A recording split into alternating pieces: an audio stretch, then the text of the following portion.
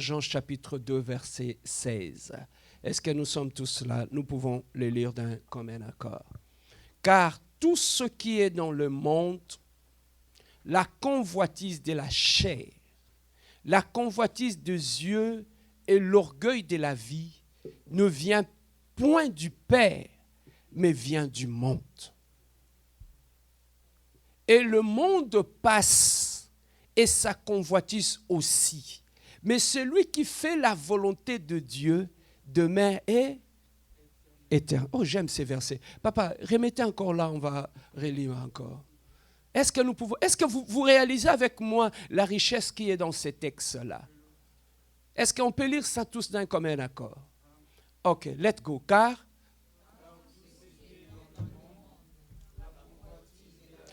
ok, on arrête là. Tout ce qui est où? Dans le monde. Ok. On continue là? Uh-huh. Mm-hmm. Uh-huh. On s'arrête là. Donc, tout ce qui est, malgré que nous sommes dans le monde, tout ce qui est convoitise de la chair, la convoitise des yeux et l'orgueil de la vie, nous savons que ça ne vient pas de Dieu. Ça ne vient pas du Dieu. Ça ne vient pas de Dieu, mais ça ne vient pas de notre Père. Mais ça vient d'où? Du monde. On y va, on continue, papa. Et le monde passe. Et sa convoitise aussi. Mais celui qui fait la volonté de Dieu demeure. Voilà le secret. Donc celui qui fait la volonté de Dieu demeure quoi? Éternellement. Bien-aimés, nous sommes en train de parler de l'environnement de Lot. Il y a deux mots dans ce thème. Le premier mot, c'est l'environnement. Le deuxième mot, c'est le Lot. L'environnement, bien-aimé, c'est tout ce qui t'entoure. Tout ce qui est tout autour de toi. Que ce soit dans ton mariage, dans ta famille, à l'école, à l'église, tout ce qui est tout autour de toi dans la société. Tout ce qui t'entoure, on appelle ça l'environnement. Voilà pourquoi, bien-aimés, nous devons comprendre une chose, qu'avant que Dieu ne puisse créer Adam et Ève, la première des choses que Dieu avait créées, c'était quoi? L'environnement. Donc Dieu n'avait pas d'abord créé Adam et Ève, il avait d'abord créé leur environnement. Pourquoi Dieu avait d'abord créé l'environnement d'Adam et Ève? Parce que Dieu sait que la réussite de l'homme sur cette terre des hommes dépend aussi de son environnement. Est-ce que quelqu'un peut dire environnement? Donc l'échec comme le succès dans la vie d'un être humain dépend de son environnement. Beaucoup de gens ont échoué dans la vie, non pas parce qu'ils ne sont pas intelligents, non pas parce qu'ils ne sont pas courageux, mais beaucoup de gens ont échoué dans leur vie parce qu'ils se sont retrouvés dans de mauvais environnements. Donc l'environnement peut occasionner ton échec, comme l'environnement peut faire en sorte que tu puisses réussir. Voilà pourquoi Dieu avait créé Adam et Ève après avoir créé leur environnement. Il avait créé un environnement qui était prospère. Il avait créé un environnement qui devait travailler pour leur prospérité, pour leur avancement, pour qu'ils aillent loin. Voilà pourquoi Dieu avait d'abord commencé par créer leur environnement. Et nous comprenons aussi dans la nature que lorsque nous parlons en termes de chaque créature de Dieu, Dieu a créé un environnement pour chaque créature. Dieu a créé l'eau pour le poisson, Dieu a créé les airs pour les oiseaux et il a créé l'être humain aussi dans un environnement où lorsque chaque créature, vous le sortez de leur environnement, cette créature cesse de vivre. Mais, lorsque vous sortez un poisson de son environnement, le poisson fait quoi? Il meurt. Lorsque vous prenez par exemple, vous prenez par exemple l'être humain, vous le sortez aussi de son environnement, l'être humain meurt. Voilà pourquoi, bien aimé, la première des choses que le diable voulait faire, pour détruire la destinée d'Adam et Ève, il avait d'abord, la première des choses, créé un péché qui devait les sortir de leur environnement. Le diable savait que lorsque Adam et Ève ont été créés, ils ont été créés pour évoluer dans un environnement. Voilà pourquoi l'environnement dans lequel Dieu avait créé Adam et Ève, cet environnement était un environnement de gloire. Pourquoi? Écoutez ceci. La première des choses, est-ce que tu sais que Adam et Ève étaient nés dans le jardin d'Éden?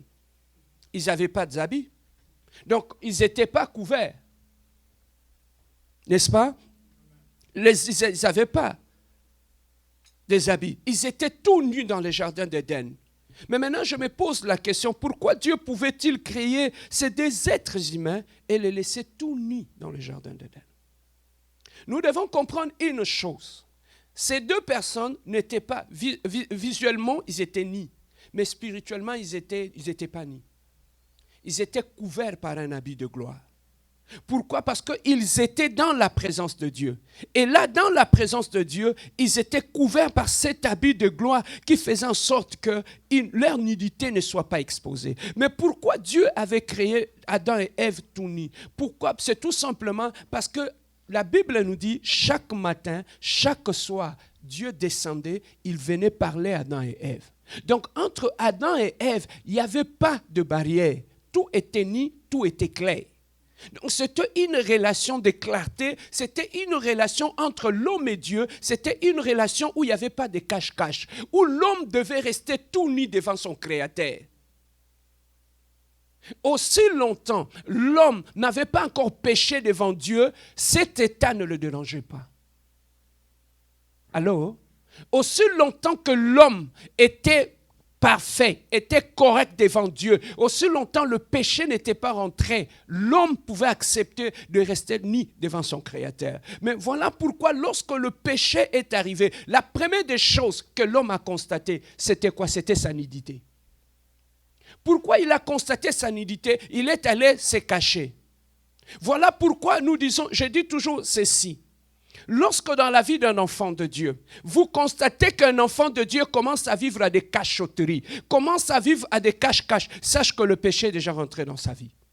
Un enfant de Dieu qui vit dignement devant Dieu, un serviteur de Dieu qui vit dignement, qui craint Dieu, qui ne vit pas dans le péché, il n'a rien à cacher dans sa vie.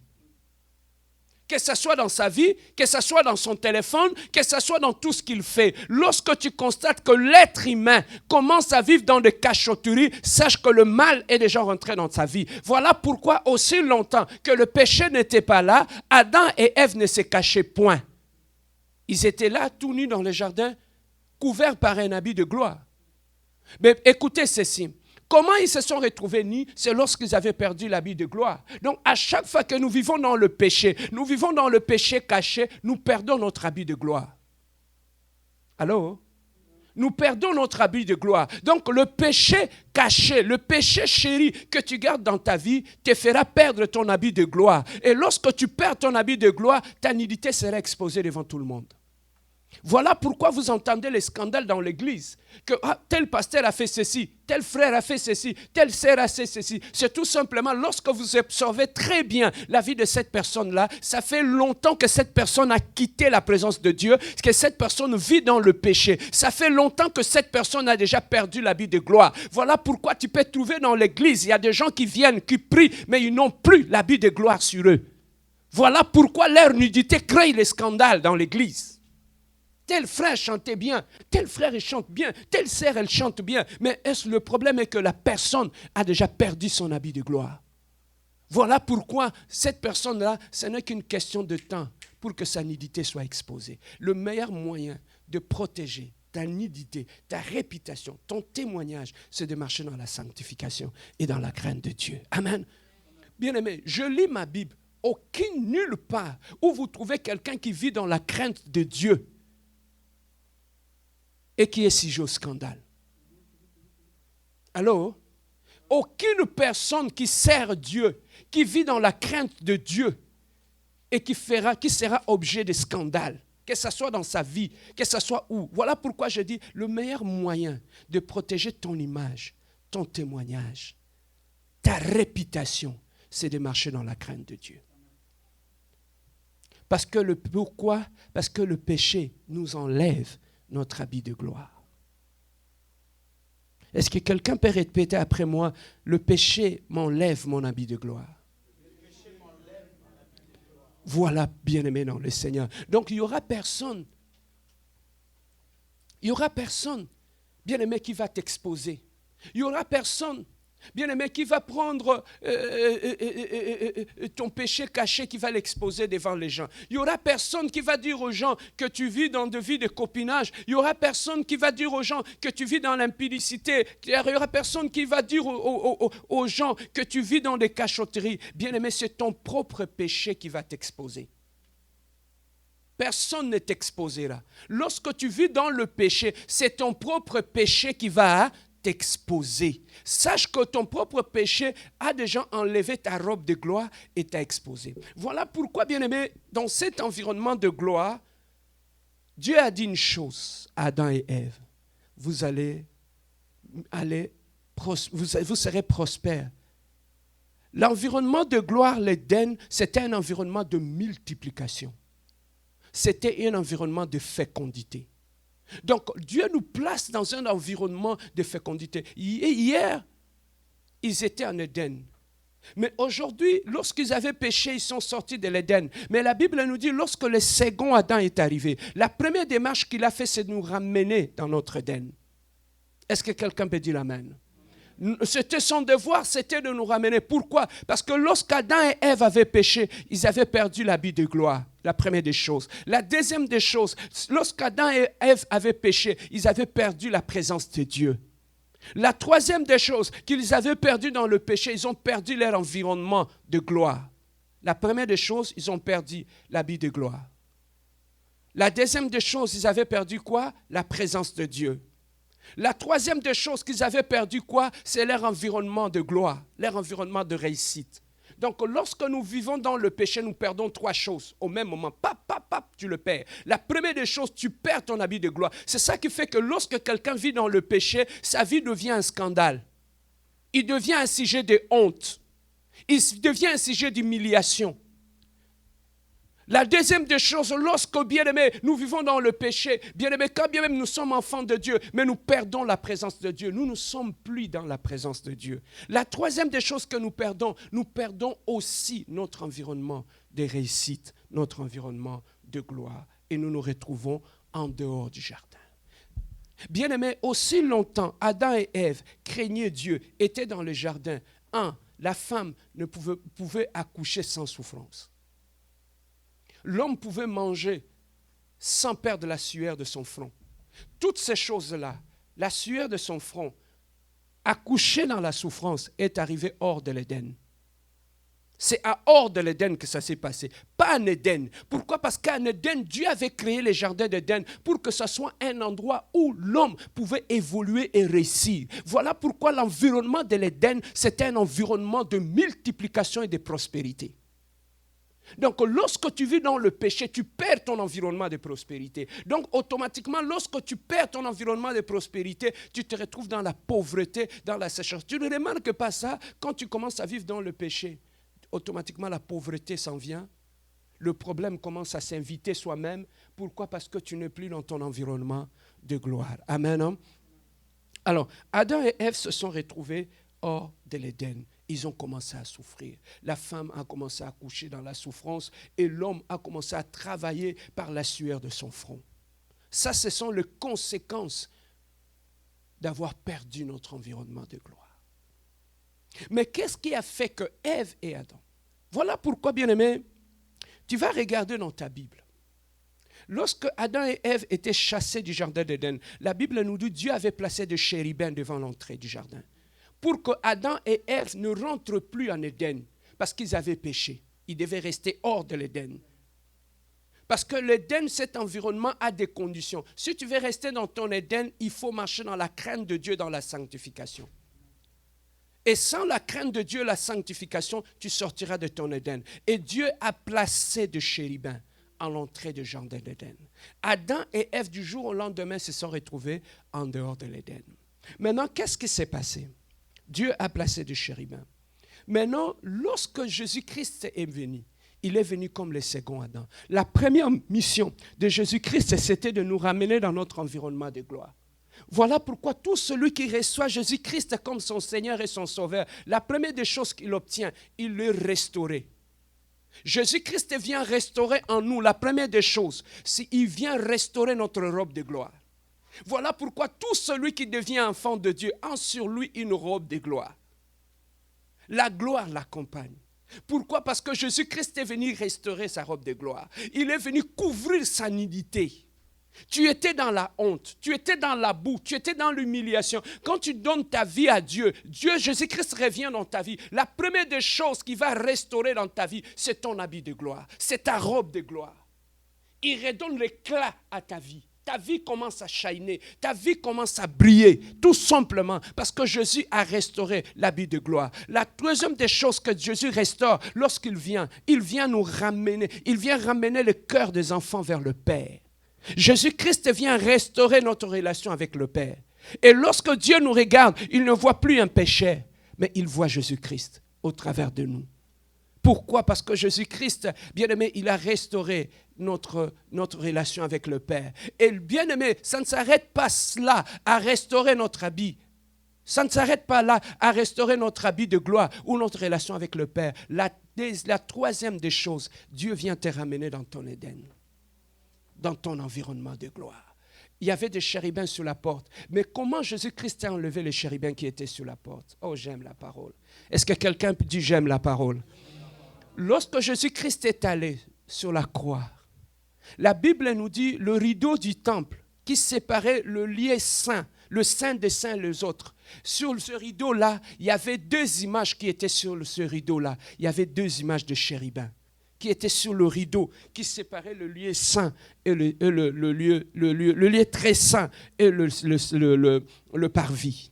Mais la Bible nous dit il y avait des images des anges sur le rideau, des images de chérubins. Mais la Bible nous dit, lorsque ce jour-là, Jésus-Christ à la croix, il cria, tout est accompli. La Bible nous dit, le rideau du temple s'est déchiré en deux.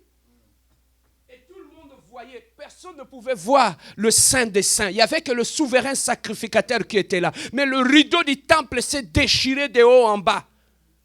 C'est pour nous dire que les chérubins ont été enlevés de l'entrée du jardin, de l'entrée de la présence de Dieu. Donc tout le monde pouvait maintenant avoir accès à la présence de Dieu. Voilà le travail que Jésus-Christ était venu faire. Il est venu nous ramener dans notre Éden. Il est venu ramener notre habit de gloire. Il est revenu ramener notre relation avec Dieu. Mais qu'est-ce qui avait fait que Adam et Ève puissent perdre toute cette gloire, puissent perdre leur habit de gloire, puissent perdre leur relation avec Dieu? Qu'est-ce qui a fait que ces deux personnes puissent sortir de l'Éden, commencer à souffrir? La première des causes, l'environnement. L'environnement.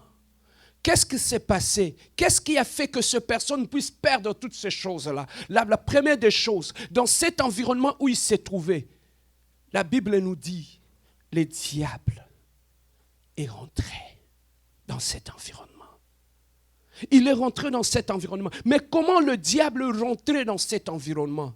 Le diable, pour rentrer dans cet environnement, bien aimé, écoutez ceci, il avait utilisé un animal. L'animal que le diable avait utilisé pour rentrer dans cet environnement, pour aller polluer cet environnement, il avait utilisé le serpent. Il avait utilisé le serpent. La Bible nous dit que le serpent était l'animal le plus rusé de tous les animaux. Il était le plus rusé. Donc le diable, papa, on ne joue pas avec le diable. Il ne pouvait pas utiliser un chien. Il n'avait pas utilisé le chèvre. Il n'avait pas utilisé le crocodile. Mais il a utilisé le serpent. Pourquoi? Parce que le serpent était le plus rusé. Il était le plus rusé de tous les animaux. La Bible nous dit, Ève, elle n'a vu que du feu. Elle n'avait pas vu le serpent. Elle n'a pas vu le diable. Mais il a vu le serpent. Il a utilisé un animal qui était dans leur environnement. Dans l'Éden, il y avait toutes sortes de bêtes. Mais le bête qu'il a utilisé, il ne l'a pas pris dehors. Il est rentré dans l'environnement d'Adam et Ève. C'est là qu'il a pris le serpent dans leur environnement. Voilà pourquoi je dis, bien-aimé dans le Seigneur, celui qui va te détruire ne viendra pas d'ailleurs. Celui qui te détruit, le diable le trouvera dans... dans ton environnement. Les serpents, bien-aimés, voilà pourquoi dans notre environnement, les gens qui vont te détruire, qui vont te perdre ta robe de gloire, les gens qui vont te sortir de ton Éden, les gens qui vont te faire perdre la présence de Dieu, ce ne sont pas les gens qui sont dehors, ce sont les gens qui sont dans ton Éden et c'est là que le diable va le recruter, dans ton environnement immédiat, parmi tes amis, parmi tes frères, parmi tes cousins, parmi tes collègues. C'est là que le diable va trouver quelqu'un. C'est là. Tu ne verras pas le diable, mais le diable va utiliser quelqu'un dans ton environnement. Voilà pourquoi, bien-aimé, la maturité dans la vie chrétienne, c'est aussi de savoir contrôler qui entre dans ta vie et qui vient faire quoi. C'est l'erreur d'Ève. Elle savait que le serpent ne parlait pas. Mais elle a accepté l'inacceptable. Bien aimé, on commence à perdre des choses dans notre vie quand on commence à accepter l'inacceptable. Et l'inacceptable, le diable pour te sortir de ton Éden, il ne viendra pas avec le crocodile. Il va utiliser un ami. Et quel est cet ami? L'ami serpent. Dans notre entourage, nous avons des amis serpents. Dis un ami serpent. Il y a des amis qui ont la race, la mentalité et la malice de serpent. Ils sont dans notre environnement. Un ami serpent, bien-aimé, la première caractéristique. Un ami serpent, ce sont des amis, ils sont très risés. Il est tout autour de toi. Il vit avec toi, il mange avec toi, il parle avec toi au téléphone. Mais ils sont très risés, très risés. Les premières caractéristiques, ils sont très risés. Et un ami serpent, lorsqu'il entre dans ta vie, comment tu vas le constater? La première des choses, un ami serpent, lorsqu'il entre dans ta vie, il veut tout savoir de ta vie. Il veut tout savoir. Il veut te connaître, même jusqu'à la couleur des chaussettes que tu portes. Un ami serpent, il rentre parce qu'il a une mission. Il a une mission. La Bible nous dit, Yaya, lorsque le diable avait proposé le fruit à Ève. La Bible nous dit, Ève, en regardant le fruit, il avait trouvé que le fruit était joli et bon à manger. C'est là qu'on va t'avoir. Dans la convoitise. Papa, put it me back. On reprend encore, on revient, ok? Alors, on lit ensemble quoi?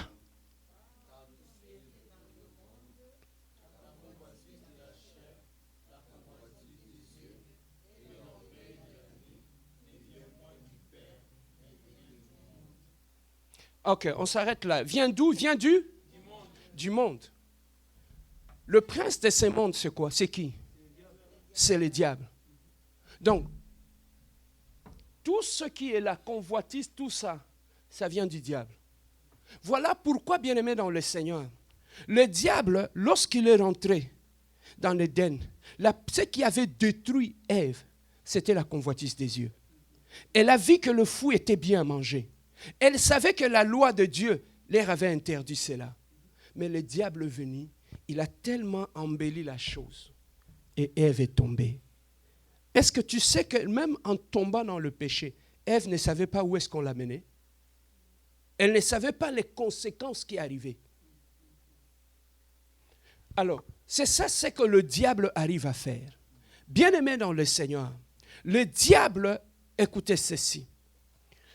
Un ami serpent, c'est l'ami que le diable va envoyer pour te détruire. Lorsque le serpent est arrivé, lorsque Ève regardait le serpent, elle n'avait pas vu un danger. Hein? Celui qui va te détruire, tu ne verras pas un danger sur lui. Tu ne verras jamais un danger sur ces gens-là. Pourquoi? Parce que le diable est tellement intelligent qu'il ne peut pas utiliser n'importe quelle bête. Il va utiliser l'animal le plus rusé. Parce que c'est un plan qu'il a organisé et c'est ça qu'il va utiliser. Et comment nous pouvons constater un ami serpent? Un ami serpent, ce sont des amis qui vont chercher à tout contrôler dans ta vie. Il veut tout savoir. Il est là, il est en nuit et jour. Il est en train de checker ton Facebook. Il a fait quoi? Il est où? Il ne mange pas. Il est toujours là en train de vérifier. Et tout ce que nous faisons aussi de trop bête, on donne trop d'informations sur notre vie aux gens. On donne trop d'informations. Il suffirait que tu ailles au restaurant manger un peu de crevettes. Plouch, plouch. Il suffirait que tu t'achètes de belles chaussures. Tu plouch, plouch. Tu donnes tellement d'informations aux gens sur ta vie qu'il sera très facile pour t'avoir été détruit. Bien-aimé, lorsque deux pays sont entrés en guerre, le pays qui prendra les décis sur l'autre pays, c'est le pays qui aura assez d'informations sur l'autre. Nous sommes en guerre avec le diable. Plus le diable, papa, le diable n'est pas omnipotent, omniprésent, omniscient. Mais le diable, pour te détruire, va utiliser les informations que toi-même tu les donnes. Les réseaux sociaux, là, tout est là. Donc, les gens peuvent retracer tout ce que tu as fait du matin jusqu'au soir. Est-ce que tu connais l'état d'âme des gens qui sont dans les réseaux sociaux? Et pourquoi les gens exposent leur vie sur les réseaux sociaux, Pasteur Serge? La plupart des gens sont en crise d'identité. Ils pensent que pour trouver de la fierté, ils se basent sur les likes. Oh, j'ai mis ma photo, j'ai 300 likes sur ma photo. Mais le problème est que la personne a un problème de crise d'identité. La personne a un problème, d'abord, de crise d'identité. La deuxième des choses, la personne a un problème d'estime de soi. Il dépend de l'amour des autres. Il dépend de tous les commentaires qu'on met sur sa photo pour se sentir bien. Donc, en lui-même, il ne sait pas se valoriser. En lui-même, il ne connaît pas son identité et il dépend du regard des autres. Il suffirait qu'il fasse ceci. Il trouve la satisfaction dans tout ça aussi. Bien-aimé, on donne trop d'informations sur notre vie aux gens. Voilà pourquoi j'aime dire toujours ceci, mes frères. Dans ta vie, gardez un peu de mystère sur ta vie. Que la personne fasse un effort pour avoir certaines informations sur ta vie. Tu sais qu'il y a des gens, il suffirait de lui parler 5 minutes pour que tu puisses savoir comment il est arrivé au Canada, et comment ils ont vécu au pays, ce qu'il a dans son compte à banque, sa voiture qui circule avec. Il peut même, tu connais même mon lit, il peut te montrer, regarde. Gardez un peu le mystère sur ta vie. Lorsque le serpent est entré en Éden, il s'est servi de l'information. En approchant Ève, il a posé une question à Ève. Est-ce que réellement, Dieu a dit que vous ne mangerez pas le fruit de cet arbre? Il a commencé, il voulait avoir l'information.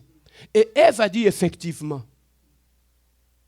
Non, le diable va se servir des informations que tu donnes. Tu as les fiancés, tout le monde sur Facebook connaît. Et c'est ce qui me fait rire. Quand quelqu'un commence à avoir un fiancé, il est vite pressé à publier des photos. Mais si les fiançailles ne marchent pas, tu vas trouver que la personne, il disparaît, ferme son compte. Si tu vois quelqu'un publier des photos, après il s'arrête, il ferme son compte et il dit. Si ce n'est pas le cas, qu'est-ce qu'il fait? Il ne va pas fermer son compte. Là, le statut commence à changer. Jésus-Christ est mon unique amour. Jésus-Christ est ma source de bonheur. Yebake se yindi. Gislan Kimi. Pourquoi? Papa, il y a certaines choses dans la vie, on peut le rater. Mais aussi longtemps on reste dans l'ombre, personne ne le sait. Nous commettons tous des erreurs dans la vie. Mais moins tu t'exposes, moins les gens connaissent tes erreurs. Tu sais qu'il y a des gens qui font des erreurs monumentales. Mais le seul fait qu'ils vivent dans l'ombre, personne ne le sait. Je dis toujours, mieux on vit caché, mieux on vit mieux. Il y a des amis qui sont des amis serpents.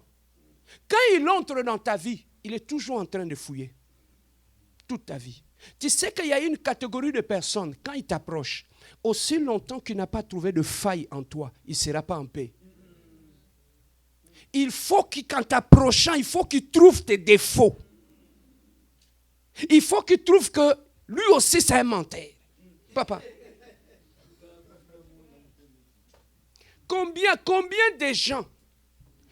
de gens aujourd'hui nous ont traités d'hypocrites? Ah, pasteur, c'est un hypocrite. Lui, c'est un hypocrite. Pourquoi? Parce que quand il t'approche, tu as complètement tout fermé. Il n'arrive à rien trouver. Il dit non, c'est un hypocrite.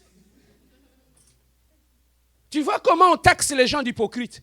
Pourquoi? Parce qu'il a du mal à trouver de failles en toi. Maintenant, il va commencer à dire non, ce gars, c'est un hypocrite.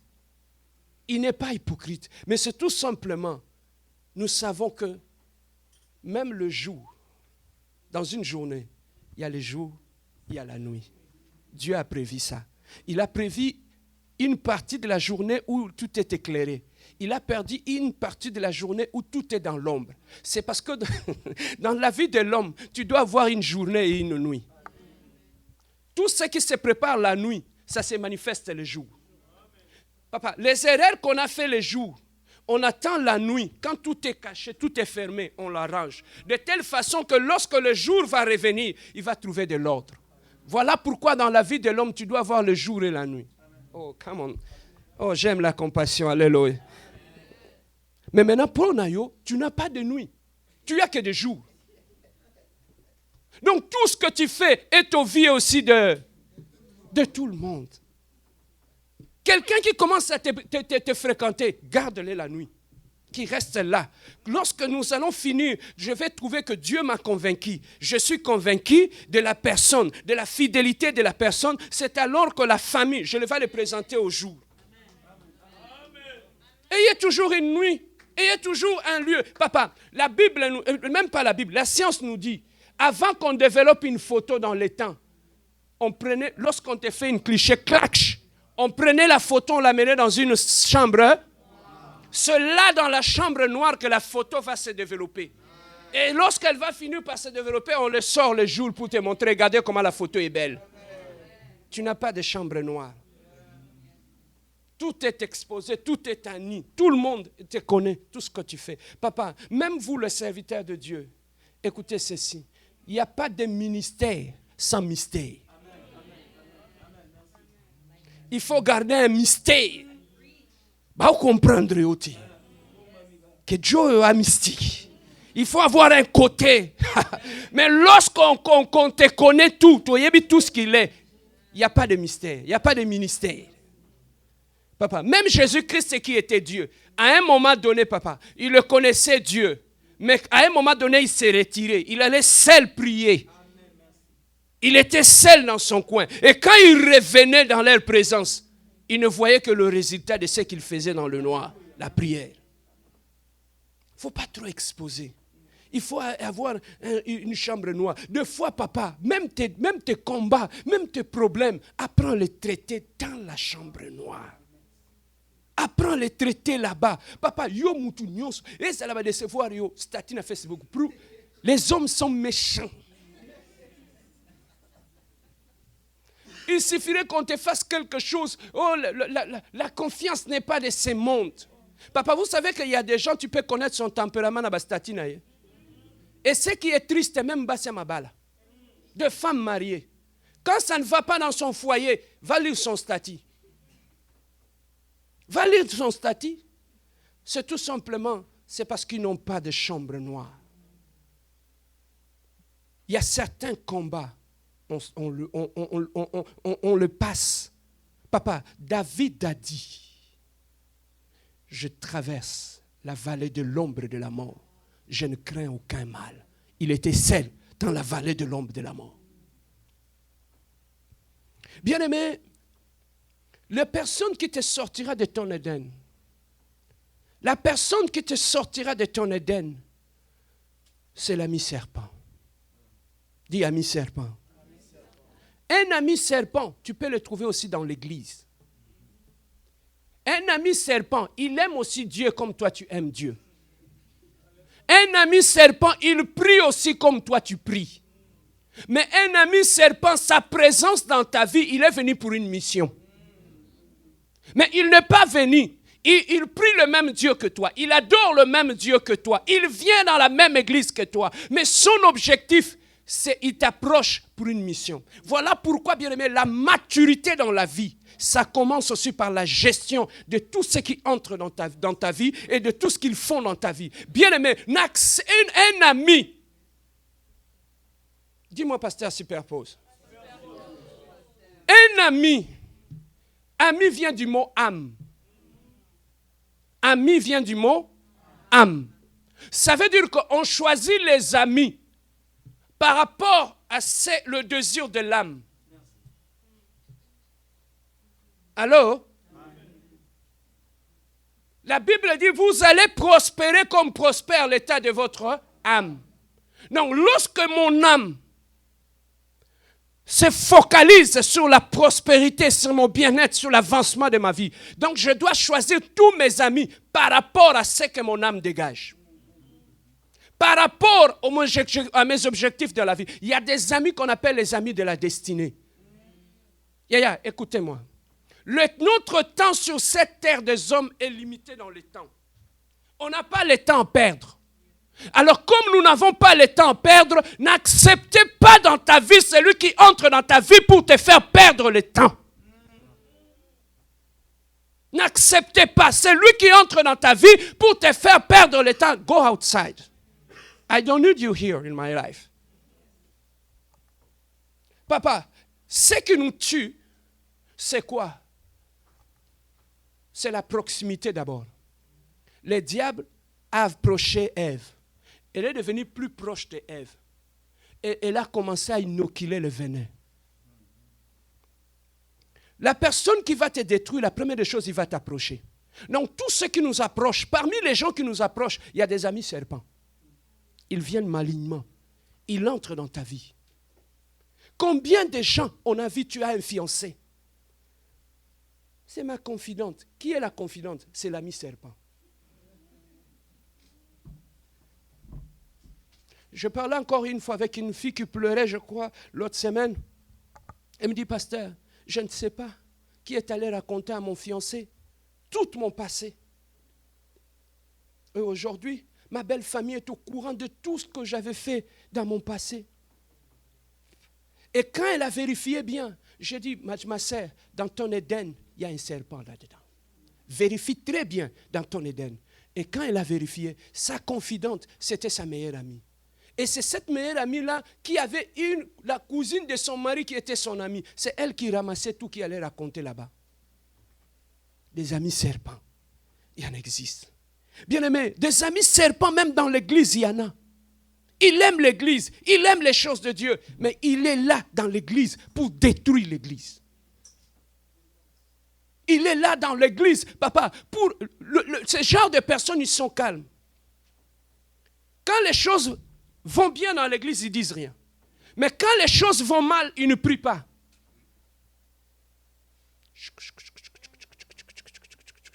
Ils créent la distraction. Voilà les amis. Bien aimés, la maturité dans le choix des amis est très importante. Lorsque tu montes en maturité, la première des choses, papa, que tu dois faire très attention, la gestion de nos relations. La réussite pour te protéger dans la vie, c'est lorsque tu atteins la maturité de la gestion de tes relations. C'est là que tu sauras que tu atteins la maturité. Dans la vie, nous devons arriver à faire la différence dans la hiérarchie de nos relations. Il y a une différence entre amis, connaissances, collègues du travail, frères de l'église. On peut être frère dans l'église, mais on n'est pas amis. Même le français dit qui trop embrasse, mal étreint. À force de vouloir prendre tout le monde sur toi, tu vas même faire entrer un serpent. Lorsque j'étais à l'internat dans le Bas-Congo là-bas, vous savez, les gens, ils avaient l'habitude de confectionner des lits. Ils prenaient de pelouse. Je ne sais pas si pelouse ou quoi, des herbes. Ouais, ils les séchaient. Et cette personne-là, après, il confectionnait une sorte de tissu comme couvert de lit. Et puis, il prenait le bâton, il prenait de l'herbe, il l'introduisait dans le sac là. Alors, lorsque ça s'introduisait, il cousait tout autour et c'était un lit qui était fait non pas de mousse, mais des herbes. Maintenant, la personne, qu'est-ce qu'il faisait? Quand il a introduit le zé du serpent, avait pondu sur l'herbe et lui, il a poussé, il a ramené ça dans le lit. Il a couvert, ils ont vendu à un monsieur. Le monsieur a pris le lit, il l'a amené chez lui à la maison. Et plus il dormait, tu vois cette chaleur-là, quand il dormait sur le lit, ça servit comme une couveuse pour le zèphe du serpent. Et petit à petit, les zèphes évoluaient dans cette chaleur-là, jusqu'à ce que ça s'est éclos. Maintenant, le petit serpent qui était sorti des lèvres, les herbes là, il y a de petites bibites qui sont là. Il mangeait ça et il grandissait. Jusqu'à ce que la nuit, un jour, il dormait, il sent, quand il dort, il sent quelque chose qui... Maintenant, tu sais, le serpent venimeux, quand il se sent coincé, il se sent en danger, il se met en mode d'attaque.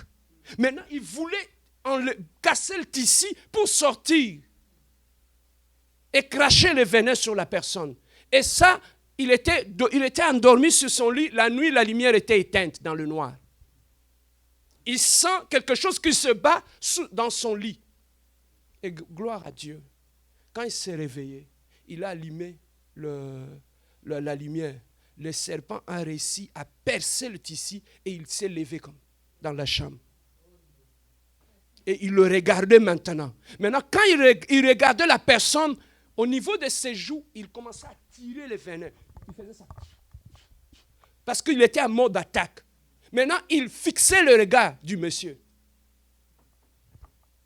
Le serpent a grandi où? Dans sa maison, dans son lit. L'ami serpent, celui qui va te tuer, tu ne vas pas le voir. Tu peux l'introduire par le canal des œufs. Il va grandir dans ta vie. Et cet ami-là, celui qui va te tuer. Voilà pourquoi, bien-aimé, écoutez ceci pour terminer. La maturité dans la vie passe par la bonne gestion de nos relations. Et la bonne gestion de nos relations, ça commence où? Commencer à définir les degrés de chaque relation. Qui est mon ami? Qui est ma connaissance? Qui est ma collègue de travail? Qui est mon frère de l'église? Déjà, là, quand tu mets de la confusion dans ça, les serpents aiment là où tout est caché, sous les herbes. Donc, lorsque tu entretiens une confusion dans tes relations, c'est là que le serpent va se cacher. Celui qui va te détruire. Alors, lorsque tu arrives à définir qui est mon ami, qui est ceci, la deuxième des choses que tu dois définir, qui faire entrer dans ma vie et qui ne pas faire entrer dans ma vie. Qui faire entrer dans ma vie et qui ne pas faire entrer. Bien-aimé, tout le monde n'est pas obligé d'entrer dans ta vie. Même si la personne est belle, même si la personne est beau, ils ne sont pas obligés. Même s'il est intelligent, tu n'es pas obligé de le faire entrer dans ta vie. Il faut être très sélectif par rapport à nos relations. Beaucoup de gens sont morts. Ils ont vu leur destinée être détruite à cause des gens qu'ils ont fait entrer dans leur vie. C'est là que l'échec commence. Et la troisième des choses que tu dois définir, qui vient faire quoi dans ma vie? Yaya, l'amitié, c'est un rendez-vous du donner et du recevoir. Papa, chaque relation que nous entretenons dans la vie doit nous amener vers la maturité. Tu as vu comment tu es rentré dans l'environnement de la compassion? Tu as vu comment tu as grandi? Un environnement a un impact direct sur ta maturité. La nourriture que tu manges va définir le niveau de ta maturité. Voilà pourquoi on mange la bonne nourriture ici. La nourriture bio. Ici. Voilà pourquoi j'aime toujours dire aux gens à la compassion, quand tu viens à l'église, amène ta Bible, amène aussi ton cerveau. Ici. Dans d'autres églises, on n'amène que la Bible. Mais ici, il faut amener et la Bible et quoi? Parce qu'on réfléchit. L'église n'est pas seulement, quand on va à l'église, ce n'est pas seulement pour qu'on nous apprenne comment prier. Ce n'est pas seulement pour qu'on nous apprenne comment donner les offrandes. Mais l'église doit nous amener aussi à la maturité. Mais pour que les gens puissent atteindre la maturité, ils doivent s'asseoir sur de l'herbe verte. Voilà pourquoi David a dit, il me fait asseoir dans le vert pâturage. Une bonne église, c'est une église qui te fait asseoir dans le vert pâturage. Une bonne église, c'est une église bien-aimée dans le Seigneur qui t'amène à la maturité. Dieu, Jésus-Christ a dit, faites de toutes les nations mes disciples. Enseignez-les ce que moi je vous ai prescrit. Aujourd'hui, dans nos églises, on ne prêche pas ce que Jésus-Christ avait prescrit. Voilà pourquoi, bien-aimés, lorsque les gens ne sont pas assis sur le vert pâturage, ils sont toujours en train de courir. Il y a un prophète qui est sorti là-bas. Il y a un prophète qui est venu là-bas. Il y a un pasteur qui est là-bas. Il y a un bishop qui est là-bas. Pourquoi? Parce que ces gens-là, papa, un enfant qui n'est pas rassasié à la maison va toujours aller manger chez le voisin. Mais un enfant qui a bien mangé, il reste chez lui. Il met le pied sur la table, il regarde la télé. Voilà pourquoi on cherche toujours à la compassion pour qu'on soit bien nourri, qu'on reste ici. Quand tu es bien nourri ici, tu ne seras pas en train de partir ailleurs. Voilà pourquoi, bien aimé, pour terminer, on en parlait sur l'environnement de Lot. Lorsque Abraham, Dieu lui a dit sortir, il a ramassé Lot. Et lorsqu'il avait ramassé Lot par les sentiments, et il est allé sur son chemin, il y a eu un combat entre le berger de Lot et le berger d'Abraham. La Bible nous dit, pendant que Lot était dans l'environnement d'Abraham, Dieu ne parlait pas. Tout ce que Dieu avait promis à Abraham, il ne voyait pas ça. Voilà pourquoi, bien-aimé, il y a certaines personnes, lorsqu'ils entrent dans ta vie, ça bloque la main de Dieu sur ta vie. Ne faites pas entrer n'importe qui dans ta vie. Papa n'avait pas vie, tu étais bien dans ta vie, tu travaillais à la banque, tu étais secrétaire, tu étais infirmier, tu travaillais dans ton travail. Depuis que tu as ramassé ces fiancés-là, tout s'est bloqué dans ta vie. À cause de ma gloire. Il y a des gens, quand ils rentrent dans ta vie, ils sont comme des lots. Toute la malédiction de la terre, c'est comme si celui qui entre et qui appelle les autres. Papa, qu'est-ce qu'ils font? Quand ils entrent dans ta vie, ils ouvrent la porte. Et c'est lui qui va commencer à attirer toute la malédiction de la terre entrer. Parce que celui qui va faire entrer le voleur dans ta maison, ça ne sera pas toi. C'est la personne que tu ramènes à la maison, n'est-ce pas? Lorsque toi tu dors, il est capable d'ouvrir la porte et faire entrer les voleurs. Puis tu peux trouver que, bien aimé, ta vie allait très bien. Ta vie peut se détériorer tout simplement parce que tu as embarqué quelqu'un de mauvais dans ta vie. Vous les garçons, la destinée dépend aussi de la personne qui est à côté de toi. Il y a des gens, aussi longtemps il est à côté de toi, tu n'arriveras jamais à atteindre ta destinée. Lorsqu'il faut se marier, choisis un mari de ta destinée. Lorsque tu veux te marier, choisis une femme de ta destinée. On n'épouse pas n'importe qui. Et on ne fait pas rentrer n'importe qui dans la famille. Surtout nous les garçons. Tu vas aller ramasser Georgette et Angélique et tout ça. Il entre dans ta famille, songi, impossible. Il entre dans ta famille, comme tout ça, tout. Yo yaki li bala to yakini. Mutu andengo na bozuye penda famille mo mabofuku misiye bobele li moto. Et si ça ne marche pas, le retour à...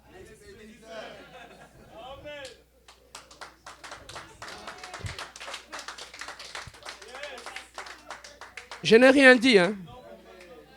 Je n'ai rien dit. Il y a des gens comme ça, de serpents. Quand vous le faites entrer dans la famille, même l'unité de la famille a des problèmes. Tu sais qu'est-ce qu'ils font? Il va aller chercher tous ses cousins, cousines avec qui vous ne vous entendez pas. Ils deviennent amis avec eux. Comme ça, c'est le likita pour vous étouffer. C'est comme ça. Ils sont comme des serpents. Ils sont très malins. Tu ne peux pas les avoir. Papa, je fais rire aux gens. Ndokipa ya kamatanga. Ya mutualie. Mais sous les lapins qu'on les...